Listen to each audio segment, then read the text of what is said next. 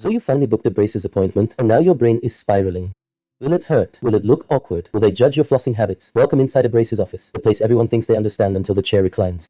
Today we are opening doors nobody talks about. The little tests, the quiet decisions, and the moments that decide your whole treatment before you even notice them. And yes, Dr. Esma is here to spill what usually stays behind the mask. Stay with us, because the first visit is not what you think. Rasim, this is the part where people relax too early. The first visit is not about brackets at all. It is about reading signals, your bite, your habits, even how you swallow. Patients think we just look at teeth, but we are predicting months or years ahead. And here is the secret. Most surprises, good or bad, are locked into that first 20 minutes. That explains why people walk out saying, I thought I was just getting braces, but somehow I got a life audit.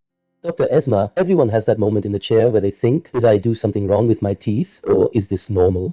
The lights are bright, the tools are lined up, and suddenly you are replaying every skipped brushing session from the last 10 years.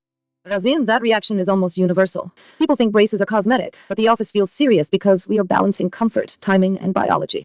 Someone hears one unexpected word like crowding or bite issue, and their mind jumps to worst-case scenarios. What we rarely say out loud is that most of these findings are common and very manageable. The stress usually comes from not knowing what matters and what does not. And that silence is loud. When the doctor pauses to look again, patients fill the gap with fear. That is where doubts are born, even before a single bracket is placed. So this is where things really matter. That first visit energy, the nerves, the silence, it all shapes what happens next. Dr. Esma, I have seen people nod along, agree to everything, and only later realize they did not actually understand the plan. That feels like a small moment, but it follows them for months. Exactly, Rasim. I have seen two patients with the same teeth leave with completely different experiences, simply because one asked questions and the other stayed quiet. The treatment did not change, but the confidence did. When people understand why something is recommended, they cooperate better, heal faster, and stress less. That first visit sets the tone for trust. So it is not just about straight teeth, it is about walking out, knowing what is happening, and why your smile is in good hands. Let me put this into perspective. Dr. Esma, people think braces planning is fast, but behind the scenes, it feels like chess. One move too early or too late, and the whole game changes. I heard that a huge number of adults start treatment without realizing how much that first visit actually decides. That is true, Rasim. In my experience, most treatment adjustments trace back to something we noticed or missed on day one. I had a patient who rushed the consultation, wanted braces immediately, and skipped the deeper discussion. Months later, we had to slow everything down to fix a bite issue we could have planned for calmly.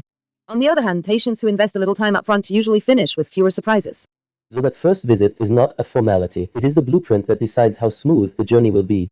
Alright, Dr. Esma, let us put the white coat on this conversation. People hear words like pressure, movement, and alignment, but it sounds abstract. What is actually happening scientifically when someone sits in that chair for the first time?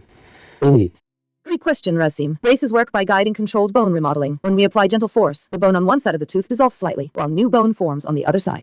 That balance is biological and very personal. Age, hormones, stress, even sleep quality can influence how smoothly this happens. During the first visit, we are not just looking at teeth, we are estimating how your body will respond over time. So it is less like forcing teeth into place and more like negotiating patiently with the body. Alright, let us turn all this mystery into something practical. Dr. Esma, if someone is walking into a braces office tomorrow, what should actually happen step by step so they do not feel lost or overwhelmed? First, Rasim, listen more than you talk, but do not stay silent. Let the orthodontist examine, take images, and explain findings. Second, ask what the main goal is, not just what will be done. Third, ask how long each phase lasts and what depends on you. Finally, ask what could change the plan. When patients follow these steps, they walk out grounded, not confused. So, the secret is simple. The best braces results start with better questions, not faster decisions. Before we wrap this up, Dr. Esma, let us talk about the quiet mistakes, the things people do or do not do on that first visit that end up costing them peace of mind later. Rasim, the biggest mistake is rushing. Do not agree to a plan you do not understand. Do not compare your case to someone else's smile. And please do not hide habits like grinding or skipping retainers later. On the other side, do bring questions, do ask for visuals, and do repeat back what you understood. That simple feedback loop prevents most problems we see months into treatment. So the first visit is not about being brave or tough. It is about being clear, honest, and just a little curious.